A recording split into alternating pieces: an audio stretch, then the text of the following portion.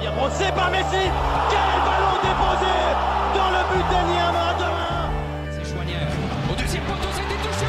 C'est un volley final. Second poteau, Pavard.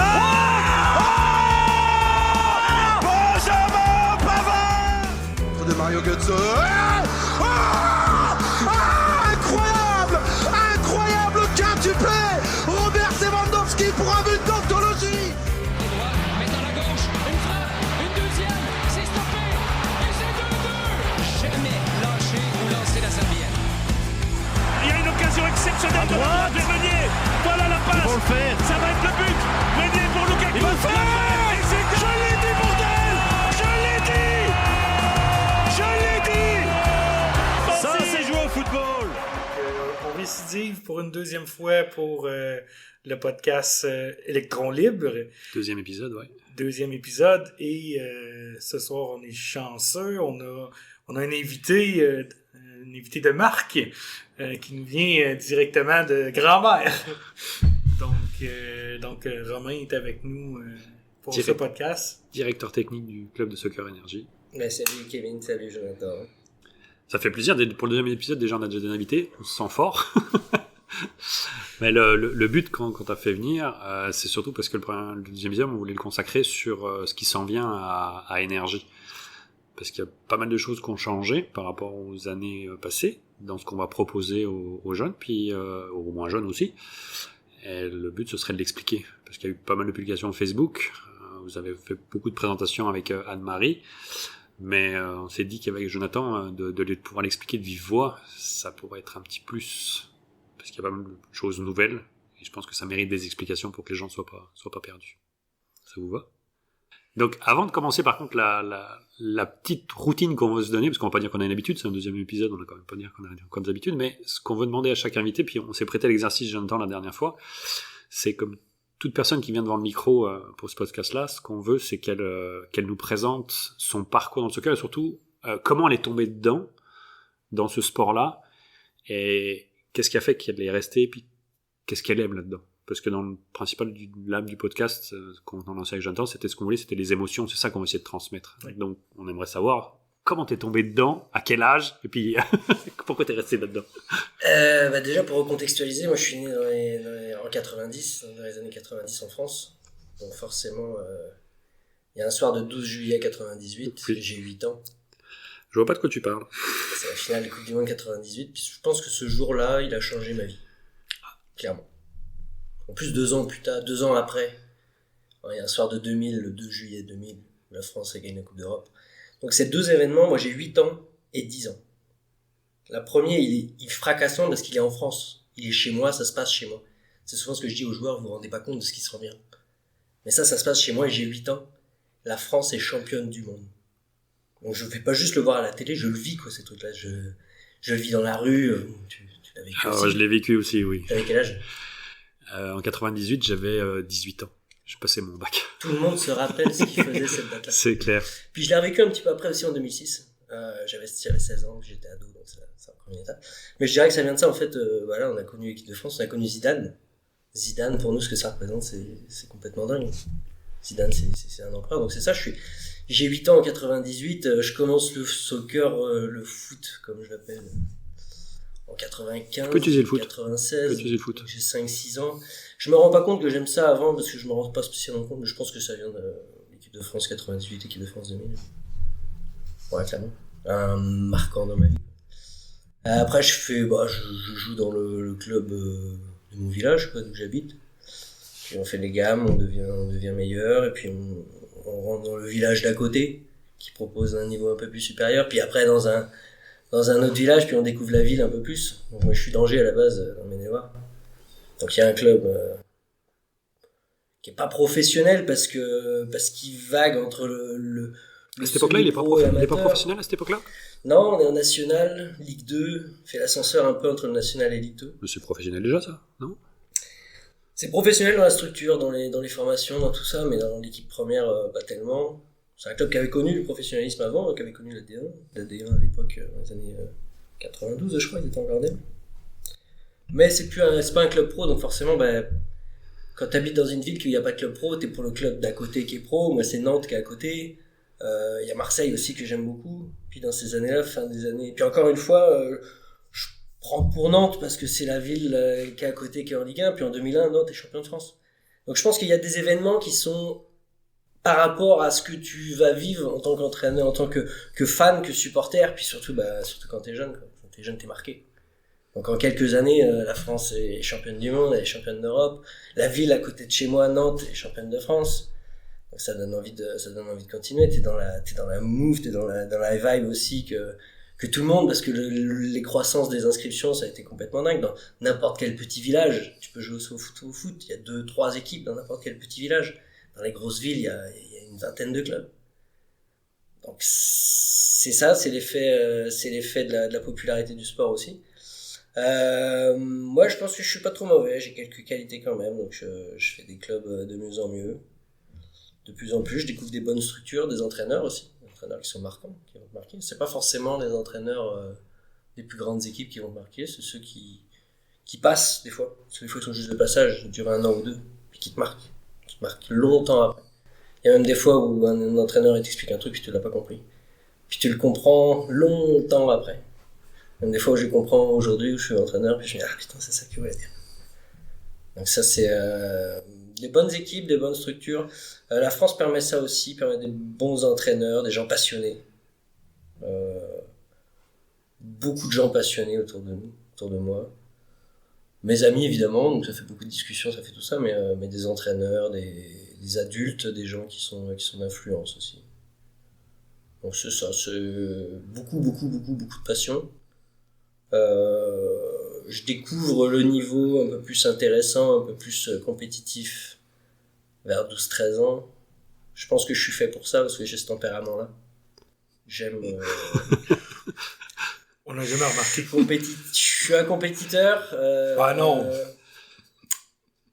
Je pense que je suis fait pour ce tempérament-là parce que après, on est compétiteur sur le moment. J'ai eu des super années, j'ai eu une belle formation. Après, quand t'es moins dans la compétition, quand t'es plus à l'adolescence où je commence un peu plus à travailler ou avec d'autres, quand je suis moins dans la compétition, je le ressens par ma prise de plaisir. Je sais pas que je ressens moins de plaisir, mais la compétition pour moi c'est important dans ma prise de plaisir. Donc c'est comme ça. Est-ce que c'est la bonne ou la mauvaise manière? Je pense qu'on est tous différents. Il n'y a pas de bonne, il n'y a pas de bon point.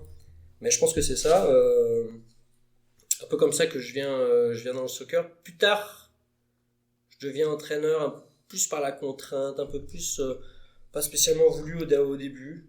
Ah bon? Pas spécialement un bon entraîneur au début, on est un peu comme tout le monde, on me déplace, on a besoin, alors comme on est dans les équipes de jeunes, on fait appel à nous, pas forcément pour les bonnes raisons, puis je pense pas que je suis un bon entraîneur pour commencer, je fais des erreurs comme tout le monde. Mais c'est marrant, les premières équipes à prendre, des expériences qui forgent, des quartiers compliqués, des jeunes compliqués, et on en voit encore aujourd'hui, hein, chaque génération est différente. Mais 2012 plutôt, 10 ans en arrière, par le hasard des études, je veux reprendre mes études en architecture, donc le hasard fait que je vais choisir le Québec, un petit peu par hasard sans trop savoir. Et je sors un petit peu du monde du soccer. Je sors vraiment du monde du foot parce que j'étudie en architecture, c'est très prenant. J'essaie un petit peu au Diablos, puis je vois vite que mon emploi du temps ne me permettrait pas de continuer le soccer. J'arrête, puis je ressens pas sur le coup un manque, je le ressens pas spécialement. Mais après avec les études et tout ça, pas comme une dépression, mais je ressens dans ma vie vraiment un vrai manque. Et j'arrive pas à identifier d'où ça vient, j'arrive pas à identifier où est-ce que c'est. Parce que je suis quand même assez heureux dans mon métier, assez heureux dans ma vie, mais j'ai un vrai profond manque que j'arrivais pas à identifier à ce moment-là. Et le hasard alors de mes papiers et de ma situation à ce moment-là avec l'immigration fait que je retourne en France pour 6 mois et je vais être hébergé donc chez mon meilleur ami. Mon meilleur ami qui lui est entraîneur à temps plein, donc c'est son métier. Puis je pense qu'il a eu énormément d'influence sur moi à ce moment-là, sur ma reprise aussi dans le soccer. Quand je suis revenu au Québec 6 mois après, il fallait que je retourne. C'était clair.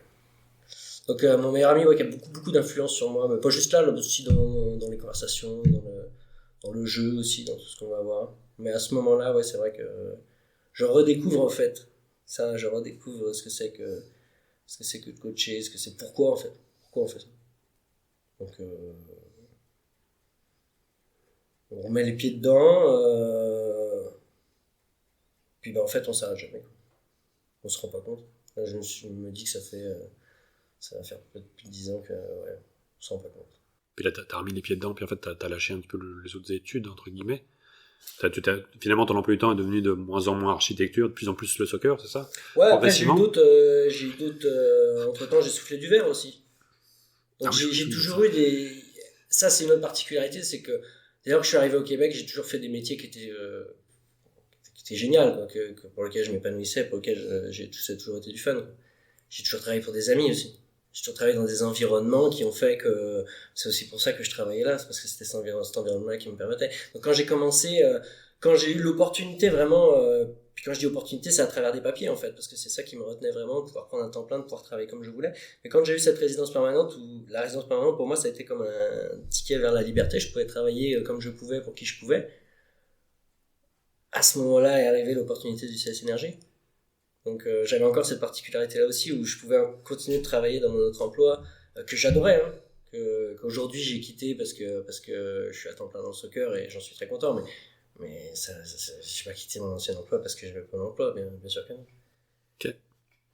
Donc il y a eu cette douce transition qui s'est faite jusqu'à vivre dans le soccer, au CS Énergie, au séminaire Sainte-Marie à Shawinigan, aux Estacades aussi, à l'Académie des Estacades, au sport-études à Trois-Rivières. Je pense que je suis content. Est-ce que je suis un privilégié? Oui, bien sûr. Aujourd'hui, je me rends même pas compte de la chance que j'ai de vivre du soccer quand je me lève le matin, quoi. Quand je repense à mes copains en France qui, eux, ils cumulent des emplois pour pouvoir vivre du soccer dans des mairies, dans des choses comme ça. Je pense qu'on est un privilégié. Après, on fait toujours du mieux qu'on peut, c'est super challengeant, c'est le fun aussi d'avoir des équipes où se retrouver, ça c'est l'avantage aussi au CS Énergie à Shawinigan, c'est que je suis chez moi, et je me sens chez moi, ça fait 3 ans que je suis là maintenant, ça fait 3 ans qu'on met en place des activités, on va en parler tout à l'heure, mais c'est pas un projet qui se fait du jour au lendemain, c'est du travail de long terme, ça grossit petit à petit, c'est le fun de voir ça grossir, c'est le fun d'y mettre la patte, c'est pas que facile parce qu'il y a beaucoup de défis, il y a beaucoup de...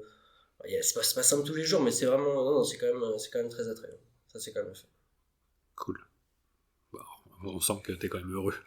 Oui.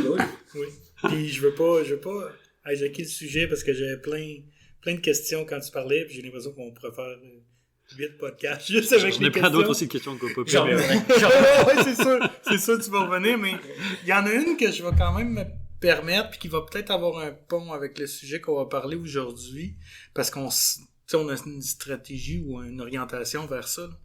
Pas nécessairement juste notre club, mais juste au Québec, au Canada. Est-ce que on est prêt, ou est-ce qu'on a d'après ce que tu as vécu, est-ce qu'on est prêt, ou à quoi qu'on peut s'attendre pour 2026 avec la Coupe du Monde qui s'en vient en Amérique du Nord? On est-tu prêt à ça? Le foot, il est encore jeune au Québec. Puis je veux pas... Ça serait facile de dire, si on regarde 15 ans en arrière, mais même pas juste 15 ans, même 10 ans en arrière. Il n'y a pas grand-chose. Il n'y a pas... On en parlera peut-être plus tard ou sur un autre sujet, mais on parle d'infrastructure intérieure, par exemple, parce que c'est important, parce que c'est ça qui va dire qu'on est prêt ou pas. Le Canada, c'est rempli de contraintes qui sont pas... On parle de contraintes climatiques, pour commencer. Moi, j'avais en tête qui est rempli de neige. Ouais, mais je sais pas si c'était le sens de la question, Jonathan, mais il n'y a pas qu'en termes d'infrastructure. Est-ce que tu penses que le public est prêt? Parce que ce qu'on a vécu en 98, ouais. C'est pas parce qu'il y avait des salles où le foot était plus développé ou qu'il y avait plus d'infrastructures. Quand tu dis qu'on a tous souvenir... Il y avait 60, il y avait un historique de 84, il y avait un historique... L'équipe de France, elle n'est pas née en 98. Non, elle n'est pas née en 98, ça je suis d'accord avec toi, mais c'est peut-être ça qui fait l'historique. Peut-être que pour l'instant, le Canada n'en est pas encore là, parce qu'il manque ce genre de choses. C'est pas juste un problème d'infrastructure. Mais c'est vrai que le Canada, si je reviens même 10 ans en arrière, même 5 ans en arrière, il y avait des choses qu'on n'a pas aujourd'hui. Donc le Canada est un pays très, très, très, très jeune. Et il n'a pas cette expérience-là, il s'est pas encore assez cassé la gueule. Heureusement, il a fait une belle Coupe du Monde avec des beaux adversaires, des beaux matchs, une belle entrée. Mais c'est encore très jeune. Est-ce qu'on est prêt pour ça? Moi, je suis prêt pour le vivre et je suis prêt pour parce qu'il y a des bons joueurs, parce que il y a une belle jeunesse qui s'en vient et tout. Sortir en 8e de finale, ça serait déjà superbe. Mais pas nécessairement, je vais revenir, là, pas nécessairement l'équipe Canada, mais vraiment comme, tu sais, nous autres, on en discute entre nous autres, on s'attend à ce qu'il y ait un afflux qui vienne vers notre club. La Coupe du Monde va être en Amérique du Nord, les jeunes vont regarder ça, ils vont voir, tu sais, sans nécessairement être assis dans les stades où ce que les grandes vedettes vont jouer, Non, ils vont savoir, ils vont être conscients que c'est ici. La Coupe du Monde de 2022, elle a déjà fait le travail. RDS a explosé son chiffre d'abonnement. On a suivi les matchs. Moi, j'ai suivi dans les écoles. Alors, c'est facile de dire au sport-études, mais pas juste au sport-études. Même dans des programmes moins avancés, avec des jeunes peut-être un peu moins avancés ou moins intéressés sur le sujet. Je pense que tout le monde a été cherché. Je pense aussi, c'est à nous aussi de faire ce travail-là, d'aller chercher les jeunes, qu'ils aillent s'y intéresser. Donc c'est à nous de le mettre en place, c'est à nous de l'événementialiser. Et puis tu vois très bien comment je fais à chaque tournoi devient une occasion de faire une Copa América ou de faire une CAN pour cette année par exemple. Mais c'est vrai que ça fait partie de notre rôle aussi. De ce côté-là, je pense que ça va mieux. Puis le fait que ça soit en partie à la maison, alors à la maison c'est un peu crève-cœur parce que des matchs à la maison en fait il va pas y en avoir beaucoup puis ils vont pas être tout proches. Mais si ça te rejoint un peu ta question de dire est-ce qu'on est prêt, si on était vraiment prêt, il y aurait peut-être plus de villes, il y aurait peut-être plus d'engouement, il y aurait peut-être plus de ça. Et puis au niveau plus haut, au niveau des politiques, au niveau des décisions qui sont prises par rapport à ça, est-ce qu'on est prêt autant que le Mexique et les États-Unis? Non. Est-ce qu'on va être capable de faire un bon événement quand même? Ouais, je pense. Et de le vivre à fond et tout ça, ouais, parce qu'on se doit de le faire. Ouais. J'espère juste qu'on ne sera pas trop déçus d'être passé à côté, justement. Parce qu'il n'y a pas avant un petit moment, malheureusement. Non, avant un petit moment, on était gentil, avant très longtemps. Mais si ça se passe bien, il y aura peut-être une Copa América, il y aura peut-être, je veux dire, c'est pas la fin des événements aussi. C'est pas la fin des événements, mais c'est pas la même chose non plus, quoi. C'est une bonne occasion aussi de vendre des événements, je pense. De se montrer que. Et tout ne passe pas par le résultat, ça passe aussi par l'entertainment, par tout ce qu'on va avoir autour.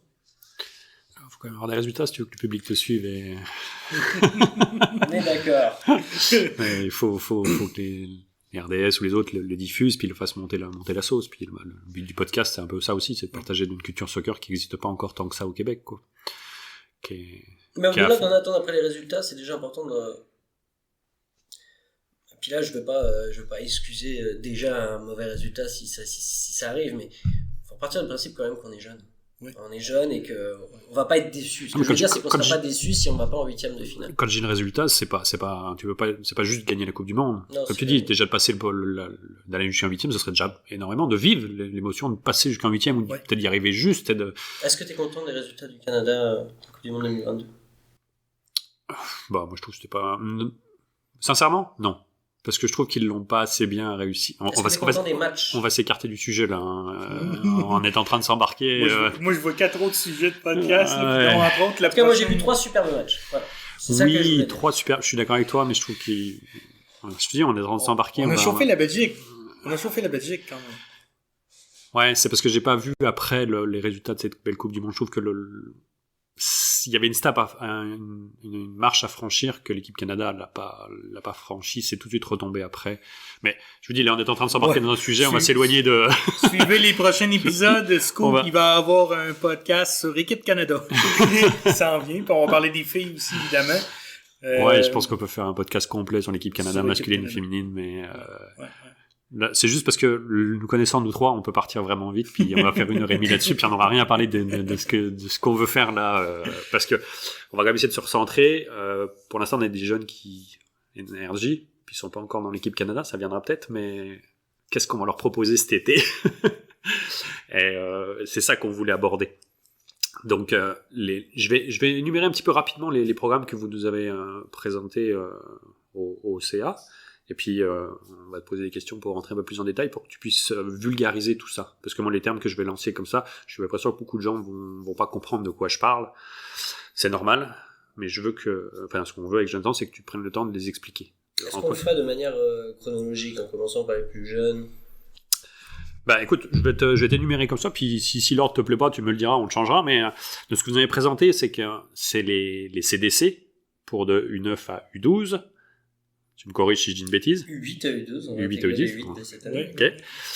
T'as aussi ce qu'on appelle des matchs à chandail, qui sont pareils pour des U8 à U12. Les lundis fun. Les lundis fun, bah voilà, excuse-moi si j'ai pas poussé le bon terme. Il y a le camp de perfectionnement, et puis il y a le camp de jour. Moi j'énumère tout ça, c'est parce que quand on va sur la page d'énergie pour s'inscrire, bah, ça nous lance tout ça. Ça fait une longue liste à défiler, qui est pas facile à s'y retrouver. Et puis je pense que comme tous les parents, quand moi j'ai inscrit mon plus jeune, bah, j'inscris à quoi? Attends, moi, le mien, il est dans les électrons, les petits. Donc, il faut en plus choisir son quartier, ainsi de suite. Ça peut être assez compliqué, non? C'est pour ça que je les ai énumérés comme ça, puis on va rentrer un petit peu dans le vif du sujet. Et puis, si on commence par ce qu'on appelle les CDC, ça veut dire quoi déjà, CDC? C'est quoi? Un CDC, c'est un centre de développement de club. C'est... on va y aller très simple pour vulgariser, ce qu'on appelait avant une pratique. Sauf qu'avant, tu étais dans ta pratique avec ton équipe. Là, le CDC... Ah, on a eu un fantôme ici qui veut nous voir. Là, le CDC, ça va être le jour de la pratique, mais pour tous les jeunes de ta catégorie, qui va être au même endroit, pour tous les mêmes jeunes. La catégorie, c'est si tu parles d'un groupe d'âge. Quand on parle U9, U10... U9, U10, U11, U12, okay. U8. Ok. Donc c'est... comment ça marche un CDC ? On a beaucoup de jeunes, on a une masse de jeunes, donc on divise en plusieurs groupes sur plusieurs ateliers. Les ateliers qu'on va appeler des ateliers tournants. Comme ça, chaque jeune bénéficie de plusieurs ateliers et surtout de plusieurs entraîneurs, d'un encadrement différent de chaque entraîneur. Okay. Donc, qu'est-ce que ça permet ? Ça permet d'avoir plus de jeunes sur un entraînement déjà. Donc ça facilite la logistique, ça facilite les entraînements, ça facilite les acquis aussi. Parce que plus de jeunes, ça ne veut pas dire tous les jeunes en même temps. Ça veut pouvoir aussi faire des groupes. Et faire des groupes, c'est aussi réduire parfois les groupes d'entraînement pour pouvoir offrir un meilleur service. Et puis ça permet aussi d'optimiser, que ce soit le matériel, que ce soit optimiser les entraîneurs aussi, les connaissances d'entraîneurs. C'est pas vrai que tous les entraîneurs sont au même stade de développement. Les entraîneurs, c'est comme les joueurs. Ils sont pas tous rendus au même stade de développement, ils ont pas tous les mêmes formations, ils ont pas tous le même vécu, la même expérience. Donc là, ça permet à des jeunes de bénéficier de l'ensemble des entraîneurs. Des fois même, sur un CDC, tu as 3 très bons entraîneurs d'expérience. Ce jeune-là, en faisant 3 ateliers différents, il va bénéficier forcément de l'expérience des 3 entraîneurs. Ok. Puis je vois que tu parles d'entraîneurs, donc c'est fini l'époque des papas bénévoles pour ça? Mais c'est toujours... on a beaucoup d'entraîneurs qui sont encore des parents. Attention, puis c'est bien correct. Parce qu'on est dans des générations où des parents sont des passionnés. Moi, je dis, tout à l'heure, je vous parlais, j'ai vécu la Coupe du Monde à 8 ans. Moi, j'ai 35 ans, et puis des parents qui ont 35 ans, qui ont vécu les mêmes choses que moi, il y en a plein. Maintenant, là où c'est fini les parents bénévoles, c'est qu'aujourd'hui, à ces gens-là, on leur demande de se former. On leur demande de suivre des formations. On leur donne de l'outillage, un minimum de connaissances. Quand on parle de formation, je leur dis pas de les envoyer à l'université, hein, c'est pas la question. On leur offre des journées de formation, on leur offre des formations qui sont offertes par la fédération pour les encadrer, pour les outiller, pour qu'ils prennent l'habitude. L'autre chose aussi, c'est que ces fameux parents qu'on a pris, ils reviennent d'année en année et ils sont bons d'année en année. Je le sais parce que devant moi, j'ai 2 de ces parents-là qui reviennent d'année en année, qui finissent aussi parfois dans le conseil d'administration, et c'est important parce que c'est à tout le monde de s'impliquer. Donc, est-ce que c'est fini les parents entraîneurs ? Non, mais chacun donne ce qu'il a à donner. Évidemment, on encourage aussi forcément les jeunes entraîneurs du club qu'on est capable de promouvoir. Tous les entraîneurs ont des profils différents. Là où c'est fini, c'est que tout le monde désormais est formé. Tout le monde désormais a une vocation. Oui. Puis juste peut-être faire une petite parenthèse, là, tu parlais de on demande aux parents d'être formés. Il y avait une demande aussi qui venait des parents qui coachaient de dire est-ce qu'on peut être encadré, on va avoir l'information, savoir quoi faire, comment travailler avec les jeunes. Là, ça vient à cette heure, ça vient de manière obligatoire, puis même que à certains niveaux, pour que l'entraîneur puisse avoir le droit d'être sur le bord des lignes durant un match, il y a l'obligation d'avoir un certain nombre de formations. Fait que ça nous permet, nous autres, de bien encadrer les parents puis d'avoir un certain niveau de qualité aussi. Définitivement. Et puis, comme tu disais aussi, il y a beaucoup d'entraîneurs qui sont demandeurs. Alors, pas forcément de formation, mais d'outillage, de cue, et ça, le CDC le permet. Parce que le CDC, c'est aussi une équipe d'entraîneurs au service des jeunes. C'est pas des entraîneurs individuels qui font leur pratique. Donc ça permet aussi d'avoir un questionnement sur la pratique. Pourquoi on fait ça? Pourquoi le thème c'est ça? Pourquoi l'exercice il est en lien avec le thème? En quoi il est en lien avec le thème? Il y a tout un questionnement, il y a toute une réflexion derrière ça qui est collectif. Alors évidemment, moi en tant que directeur technique, c'est à moi d'orienter le tout, j'organise les pratiques, mais c'est là l'avantage aussi, c'est que je suis toujours en réponse au questionnement des entraîneurs aussi. Ok. Ça, ce que je comprends bien, c'est le côté pratique pour le club. Tu disais, ça regroupe le matériel, ainsi de suite. Mais pour le jeune, ça correspond à quoi? Lui, il va manger quoi la semaine s'il va à un CDC? Qu'est-ce qui se passe pour lui exactement? Je m'inscris mon fils au CDC, il se passe quoi? Dans l'option CDC, déjà, il a le soir de CDC avec la pratique. Donc organisé et structuré. Donc tu as toujours forcément un membre de l'équipe technique qui est présent sur le terrain. Avec ça, tu as l'option des matchs aussi. Donc, ça correspond avec les matchs. C'est l'offre LMS, donc la Ligue mauricienne de soccer. Donc les U9, U10, U11, U12 vont jouer contre les autres équipes de la région. Donc ça va être Saint-Étienne, Mont-Carmel, tout jusqu'à Trois-Rivières, jusqu'à Louisville, jusqu'à sur le côté ouest. Alors Yamachiche, Louisville, effectivement, pour aller vers là-bas. Puis pour aller de l'autre côté, ça peut aller jusqu'à Sainte-Anne-de-la-Pérade aussi. Ouais, donc ça s'étend dans toute la Mauricie. Donc ça, c'est le kit CDC. Ok, donc si j'inscris mon enfant au CDC, c'est ça. Ouais. J'ai une pratique par semaine et un match par semaine. Oui, effectivement. La pratique à Saint-Georges. Le soir, en dépendant de... C'est tout à Saint-Georges? C'est toujours à Saint-Georges, ouais. Okay. C'est facile, pourquoi Saint-Georges? Quel que soit l'âge sur ce de 8 à 12, c'est toujours à Saint-Georges, filles et garçons. Okay. Pourquoi Saint-Georges? On se développe, on s'étend aussi de plus en plus. La région Mekinac est nouvellement partenaire aussi avec le club, donc ça c'est important. Saint-Georges, c'est un petit peu le centre de nos activités. Saint-Georges, c'est pas loin de Chaoui Sud, en passant par la Catortue, en passant par Laurent-Saint-Mathieu. Saint-Georges, c'est pas trop loin. Quand on est sur des années où le pont est pas fermé, c'est quand même proche de Shawinigan, quoi qu'il arrive. Donc Saint-Georges, c'est un point central, et puis le parc Turcotte, il y a tout ce qu'il faut. Le parc Turcotte, il a à boire, il a une super belle cabane, il a des possibilités de se garer, donc ça répond à une belle problématique aussi. Donc c'est Saint-Georges, un soir par semaine, et puis un soir de match. Alors les matchs, c'est les week-ends en fin de semaine, pour ce qui est de mai, juin et août. Ça, c'est important, parce que c'est nouveau, ça. Ouais, ça, c'est nouveau. Ouais. Donc, c'est une fin de semaine sur deux. Mai, juin, juillet, août. Et en juillet, c'est un soir dans la semaine. Ok. Donc, c'est juste un mois dans l'été, le mois de juillet, où il y a un soir de la semaine. Ok. Sinon, tout le reste, ce sera le week-end. Tout le reste, ce sera une fin de semaine sur deux. Une fin de semaine sur deux? Le samedi ou le dimanche, en fonction des catégories. Une fin de semaine sur deux à Shawinigan ou c'est finalement une fin de semaine sur deux et c'est 2 games. Ah ok, donc ils ont 2 games par an. C'est quand même équilibré, je crois que c'est entre 14 et 16 matchs par an. Ok, donc en fait on se déplace le week-end mais pas juste pour un match, c'est pour 2 matchs. Ouais. Ok, ça c'est tout nouveau. Ouais, c'est une nouvelle organisation qui est fait comme ça. Pour pas perdre de matchs, ça nous donne aussi des vacances de la construction. Ok.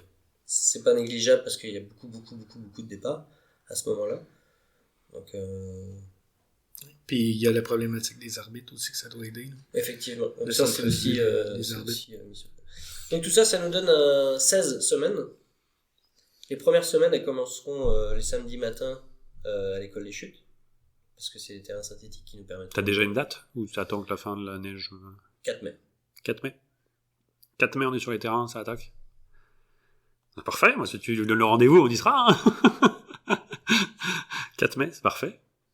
Donc c'est entre-temps, on espère peut-être même avoir d'autres activités plutôt que ça, qui ne rentreront pas dans le cadre de la saison, mais on sait qu'on a des terrains à Saint-Georges, là par exemple, qui commencent à se déneiger un petit peu, donc j'encourage tout le monde, que ce soit même pas forcément avec le club, mais à aller jouer. On m'a dit qu'il y avait quelqu'un qui se promenait en ce moment à Saint-Georges avec une pelle pour essayer d'enlever la neige plus vite, j'ai entendu parler.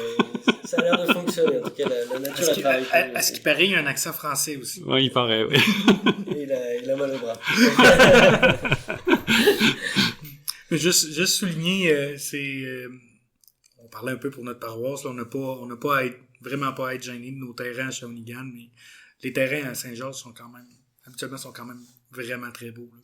Puis dans la diversité des terrains qu'on a, on a l'avantage d'avoir ces terrains-là à Saint-Georges qui seront des terrains de pratique pour toutes nos catégories. Ça veut dire qu'on va pas mettre nos matchs ici, ça veut dire qu'à chaque fois on va recevoir nos matchs sur les terrains du SSM qui seront très peu utilisés, donc ils seront beaux, ou Chute, donc ils seront beaux, à Chaoui Sud, donc ils seront beaux. Donc finalement, on a ce luxe-là à Shawinigan d'avoir tout le temps des beaux terrains pour recevoir parce que on a le luxe de pouvoir jongler entre les terrains.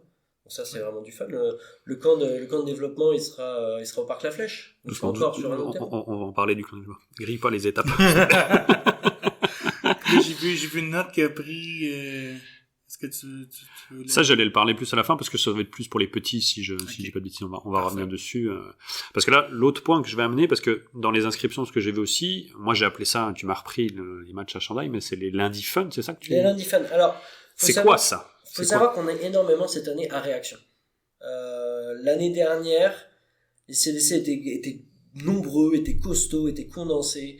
On a eu, puis je sais pas, c'est le phénomène, il est global partout, mais on a eu du début à la fin de l'année un petit peu de perte d'intérêt de certains jeunes par exemple.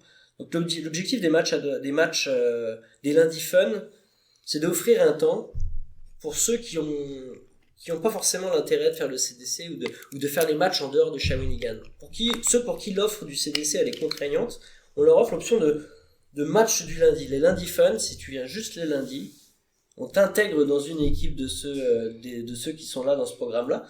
Puis tous les lundis, c'est une équipe différente. Tu tomberas dans une équipe différente avec des adversaires différents. L'idée, c'est vraiment pas faire de la compétition. L'idée, c'est vraiment 1 heure de fun. 1 heure, juste des matchs. C'est juste des matchs.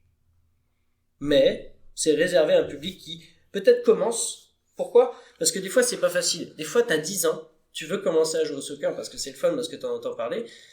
Puis t'en as qui jouent depuis déjà 5 ans. Et que t'arrives au milieu du CDC, c'est contraignant, les autres sont forts, et puis peut-être ça, c'est intimidant. Il faut le dire, c'est intimidant. Donc cette offre-là, elle permet de débuter. Elle n'est pas faite pour ceux que ça fait 5 ans qui font du soccer, pour ceux qui sont déjà bons, qui jouent tout le temps. Elle n'est pas faite pour eux. Elle est vraiment faite pour ceux qui débutent, pour ceux qui veulent juste du fun, ou qui jouaient déjà les années d'avant, mais qui se sont rendus compte que la saison, c'était un peu long, c'était un peu contraignant pour eux, les entraînements, c'était trop structuré pour eux. Parce que nos CDC sont structurés. Oui, c'est normal, c'est structuré parce que il y a aussi un désir, un besoin de se développer. C'est pour ça qu'on fait des matchs à l'extérieur, c'est pour ça qu'on fait des pratiques. C'est pour se développer. Juste un petit détail, dans les CDC, il y a quand même du fun. Il y a quand même du fun au CDC, on est d'accord. On est d'accord, c'est un des maîtres mots, évidemment. Mais il y a du fun, mais il y a aussi des apprentissages, il y a aussi des exercices, il y a aussi plusieurs variétés pour se développer. Le lundi fun, c'est moins pour se développer, c'est vraiment pour le fun. Okay. Mais les jeunes ne sont pas laissés à eux-mêmes. Il y a quelqu'un qui encadre quand même ces lundi fun. En fait, il y a quand même une organisation parce qu'il faut structurer un minimum. Il faut un minimum faire des équipes. Il faut se rendre compte que s'il y a une équipe qui est en train d'éclater l'autre, il faut refaire les équipes, il faut rééquilibrer le tout. Il faut que ça soit fun. Donc si on peut pas laisser ça livrer à eux-mêmes, non, c'est désorganisé dans l'organisation. Ok, mais donc t'as quand même quelqu'un responsable technique qui sera là. Ouais, j'ai un responsable de secteur pour ça. Responsable de secteur qui sera lui chargé de rééquilibrer ce que t'expliques, ainsi de suite. Et de s'assurer qu'il y ait bien le matériel nécessaire, qu'il y ait des ballons, qu'il y ait tout ce qu'il faut, que tout le parc est ouvert, ou qu'en cas d'orage, tout le monde doit partir, ou tout le monde part, ou quoi que ce soit. Ok. Mais ça peut devenir aussi une opportunité d'apprendre graduellement les règles sans que ce soit extrêmement rigide, là. Je laisse aussi la porte ouverte. Tout à l'heure, on parlait de ceux qui débutent, par exemple, qui savent pas trop, c'est leur première année de soccer, ils savent pas trop dans quoi s'embarquer. Allez, on essaye le lundi fun. Si au bout de 3 lundis fun, tu te rends compte que vraiment t'as du fun et que t'aimes ça le soccer, puis que ça te tenterait en fait de faire partie de l'équipe, puis d'équipe qui va jouer ailleurs et qui veut faire les pratiques, dans ce cas-là, il y a la possibilité de switcher d'un programme à l'autre. Donc il y a cette possibilité-là, le fait de se faire connaître déjà au club, on saura déjà que t'es là. Donc il y a cette possibilité-là. Quand tu dis switcher, donc celui qui choisit le lundi fun peut aller dans un CDC, mais celui du CDC, il peut aller jouer le lundi fun ou tu... A priori non. A priori, celui qui est déjà dans le CDC, il a déjà sa formule, il a déjà sa pratique, il a déjà ses matchs. S'il veut ajouter encore de la pratique, on va en parler après, mais là il y a encore un autre programme pour les plus mordus qui veulent ajouter 2 entraînements de plus par semaine. Ok. Donc a priori, celui qui fait le CDC, il n'a pas à faire dans les lundis fun. Et puis, surtout s'il est déjà développé, puis qu'il est déjà, déjà avancé, qu'il a déjà des skills déjà avancés, parce que ça fait plusieurs années qu'il joue, faudra pas qu'il mette le bazar dans les débutants du lundi fun. C'est pas la place pour ça. Ok. C'est pas le programme pour ça. Parfait. Mais, pour lui, là, qui fait déjà le CDC, qui trouve qu'une pratique, c'est pas assez, qui fait ses matchs, au niveau régional, qui fait ses matchs aussi, mais qui voudraient en avoir encore plus. Mais là, il y a, pour ce qui est le camp de développement. Le camp de développement, c'est 2 matins par semaine pendant 6 semaines. Donc de la dernière semaine de juin à la 2e semaine d'août. Ça dure 6 semaines, on arrête une semaine pendant les vacances de la construction, pendant la première de la construction. Puis c'est un camp de développement qui est un petit peu faxé sur le camp de jour aussi qu'on monte cette année, encore une autre nouveauté. Alors c'est quoi le camp de développement? C'est 2 matins par semaine, donc pour les U9, U10, et 2 matins par semaine pour les U11, U12. 2 matins, c'est de... C'est pas les mêmes matins? Non, c'est pas les mêmes matins. Ils Okay. sont séparés les deux. Donc 2 matins U10, U9, 10 et 2 matins U11, 12. C'est du développement. C'est 2h30 de pratique. Alors avec une pause collation évidemment au milieu. C'est un bijou. Avoir autant de temps comme ça. Ça nous permet de vraiment rentrer à l'intérieur des sujets qu'on veut, tactico-techniques, mais d'avoir une pleine connaissance du jeune, d'avoir ce rapport-là particulier qu'on peut avoir avec le jeune. Ça nous permet de faire des choses qu'on n'a pas le temps de faire de la vidéo, faire des concepts. Là, on va être en pleine Copa América, on va être en pleine Euro. Faire de la culture, là, on parle du podcast et développer la culture, développer ces choses-là, ça va être le temps pour ça. Regarder des matchs, pouvoir faire des choses. On a l'avantage d'avoir le terrain, le parc La Flèche, donc avec beaucoup de terrain, avec des buts en plus qui sont modulables. On a les chances d'avoir l'école des Phoenix au camp de jour pour pouvoir faire de la vidéo. On est équipé, on est outillé. Donc lance pas trop vite. Le camp de développement, ouais. Celui-là, il sera ou sur quel terrain? Il sera à l'école, il sera au parc La Flèche, parc du domaine de la Donc la Flèche. grand-mère, ça. Ouais. Ok, parce que là, c'est l'endroit que tu trouves le plus agréable pour pouvoir faire ces choses-là et le plus pratique. C'est ce que t'expliquais. Oui, puis comme je disais, notre camp de développement, il est quand même aussi un petit peu en lien avec le camp de jour. Oui, parce que Le certains lieu du jeunes camp qui de jour sont... est relié aussi un petit peu au camp de développement.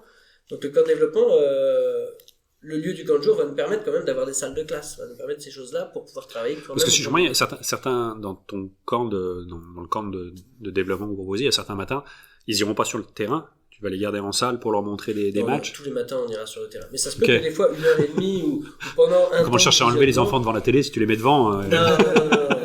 Mais c'est très important ce temps-là. Oui. Quand on veut enlever les enfants de la télé, mais est-ce que quand ils sont de la télé, ils regardent du soccer? Non.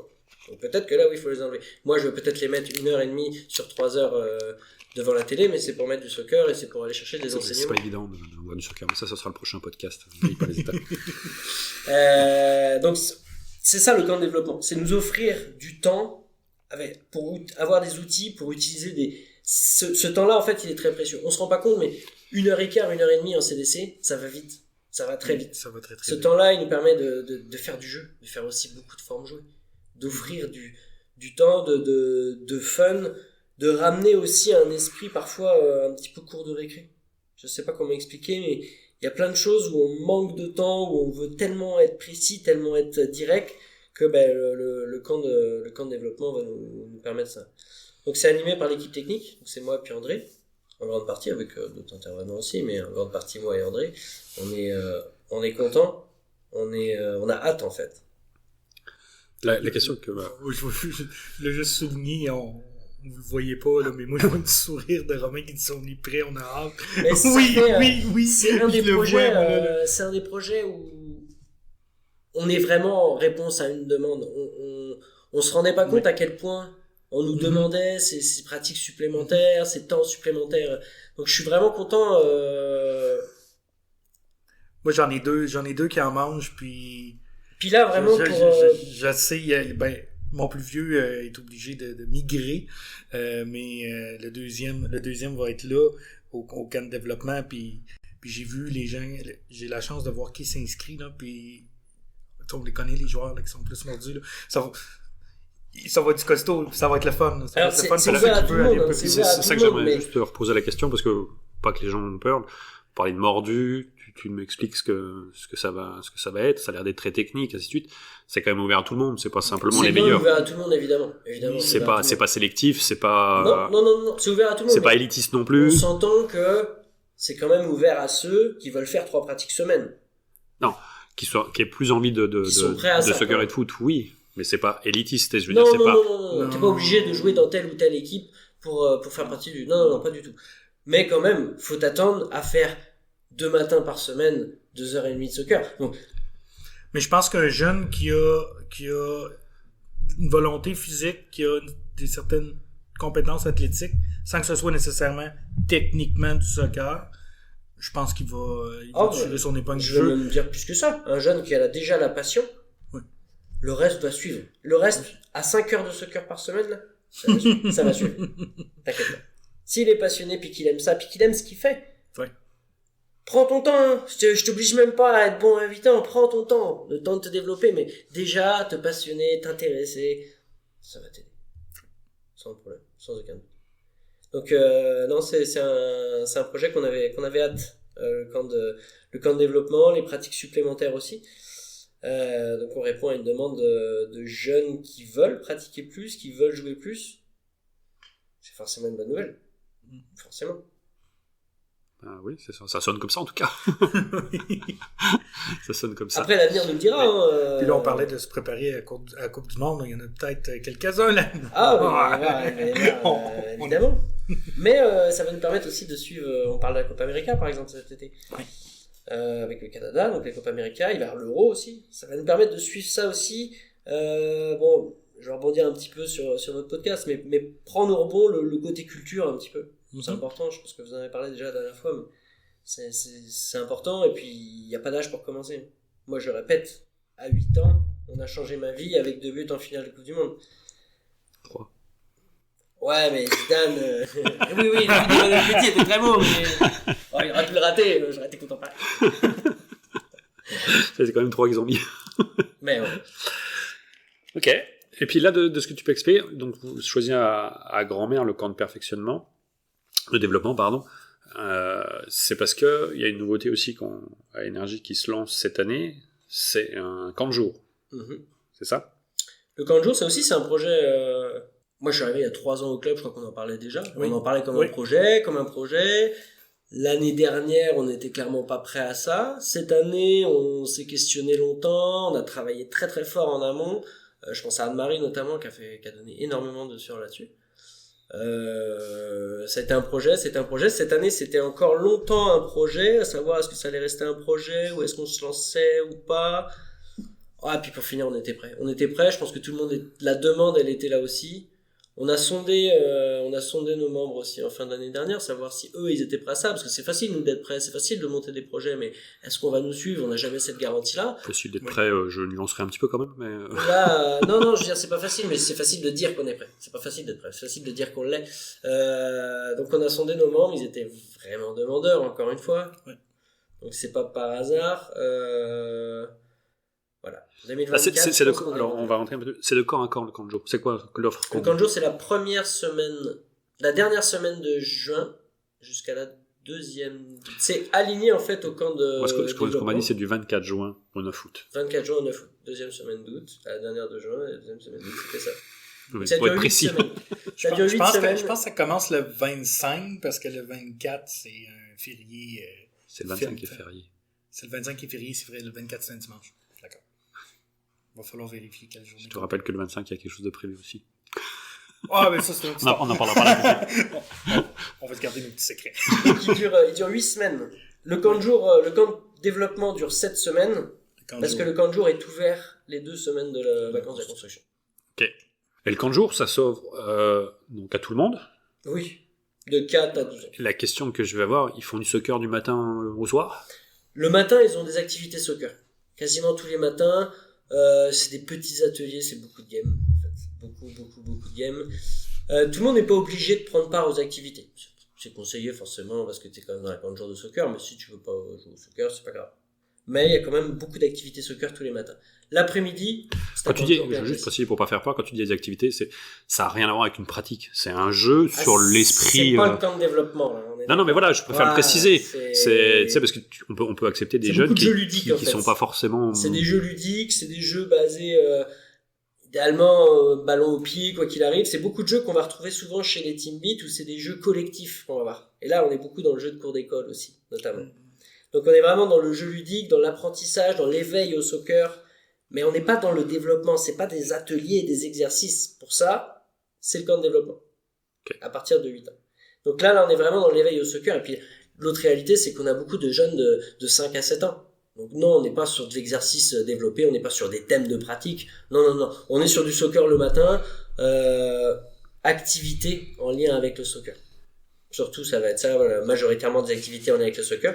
Puis l'après-midi, c'est un camp de jour classique. Hein, il y a des activités de prévues, que ce soit dans le camp de jour ou autre. Je pense au judo, à la piscine.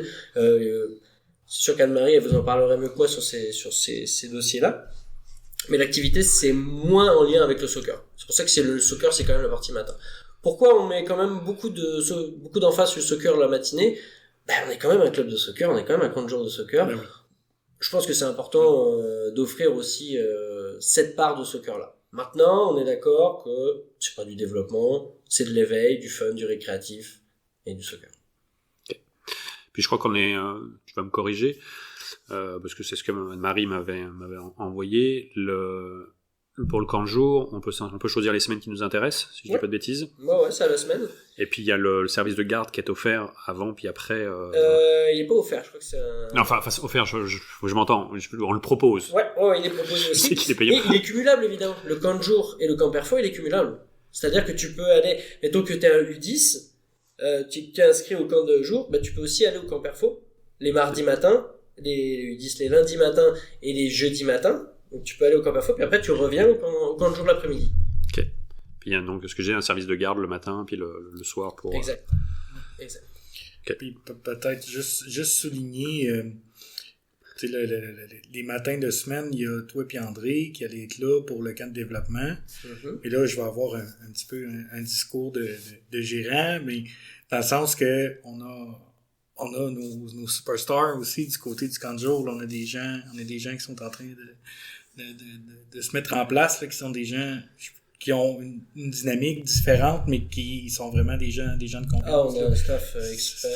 Mais d'ailleurs, au camp de jour, on retrouvera Véronique cette année, donc qui était responsable des team beat l'année dernière. Donc forcément, c'est tout le temps, c'est des gens qu'on connaît, c'est du milieu du club. Oui. Donc et encore une fois, c'était très important pour nous cette année de se baser aussi avec des gens de confiance, des gens de l'environnement, des gens du club qu'on connaît, qui travaillent avec nous déjà depuis plusieurs années. Donc oui, il y a cet aspect-là. L'autre point, c'est l'école des Phénix, qui est notre partenaire là-dedans. Parce que le camp de jour aura lieu, ce sera à l'école des Phénix. Ça aura lieu à l'école des Phénix. Ok. Donc quand même, il y a une proximité forcément avec le parc La Flèche. Il y a le 10-10 aussi qui est juste à côté. Donc on parlait des jeux d'eau et tout ça. Donc le 10-10 qui est le parc Manfredo de Vito, donc on appelle communément le 10-10. Mais oui, on sera forcément à l'école des Phénix à Grand-Mère. Donc tout ça, en fait, ça fait un point particulier. L'école des Phénix, qui est un de nos gentils partenaires, qui nous a aidé notamment cet hiver quand on avait besoin de gymnase aussi pour le futsal. Donc c'est toujours agréable d'avoir ces partenaires. Ça se développe. Ça fait plaisir à entendre, en tout cas. Ça se développe. Comme je disais tout à l'heure, c'est pas venu en un jour. Ça fait longtemps qu'on en parle, et puis on n'est pas prêt de s'arrêter. C'est-à-dire que là, il y en a un qui a commencé. Voilà, il y a d'autres projets qui sont déjà en cours pour la suite. Et avertissement, on a des places limitées, nous aussi. Je sais qu'il y en a qui vont tenter l'inscription au camp de jour de la ville. Si jamais vous êtes plus intéressé, vous avez plus d'intérêt au niveau du camp de jour du club de soccer, dépêchez-vous aussi. Je pense qu'on peut dire le nombre de places. Si tu me corrigeras vraiment, mais c'est 50 places par semaine maximum. Ouais. Donc, comme tu as raison, Jonathan, il faut comprendre que c'est... Là, les semaines les plus brisées, notamment, il faut faire très très vite. Oui. Parce que il y a des semaines, on connaît toutes ces semaines-là, mais les 3 premières de juillet, c'est des belles semaines. Donc, oui. Fait que si l'intérêt est là, n'hésitez pas, parce que sinon ça va se remplir vite. Puis l'autre chose qu'on a aussi dans notre organisation, c'est que on a des partenaires, donc pour les activités, ça nous aide aussi beaucoup. Oui. Anne-Marie, elle a cette facilité-là aussi de trouver des partenaires parce que c'est le club de soccer, donc on a souvent un enfant qui est impliqué, on a souvent des choses comme ça, donc c'est facile pour nous aussi de trouver des activités qui sont le fun, qui sont attrayantes. C'est notre première année de camp de jour, donc on voulait absolument que ça soit parfait, que ça soit nickel. On met beaucoup d'importance là-dedans, on met beaucoup d'importance aussi dans le recrutement des éducateurs.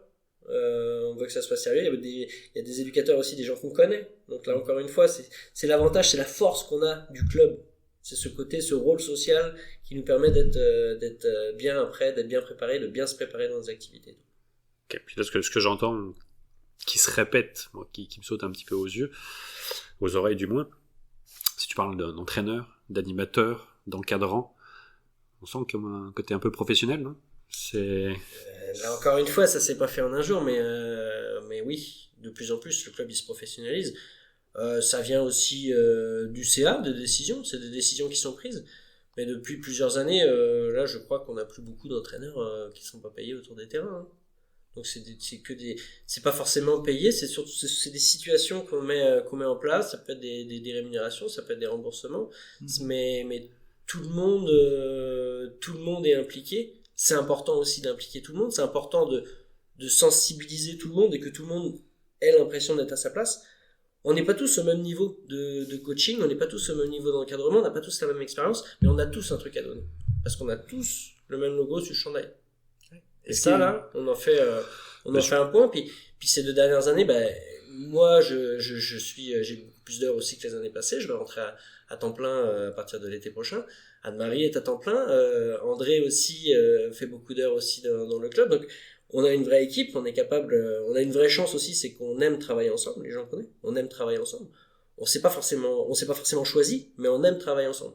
Donc ça, c'est important parce que l'environnement, il est important et je pense que ça insuffle une vibe aussi. C'est-à-dire que quand t'as des gens qui aiment leur environnement puis qui sont bien dans l'environnement, ça donne envie de l'extérieur de rentrer, qu'est-ce qui se passe, j'ai l'impression qu'il y a du bruit, là, ça a l'air intéressant ce qui se passe, leur affaire, là, les entraîneurs qui reviennent d'année après année, ça crée une vibe, ça crée quelque chose et ça devient sérieux.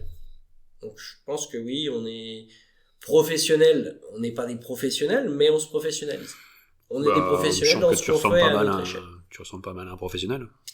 Oui. Un professionnel du soccer.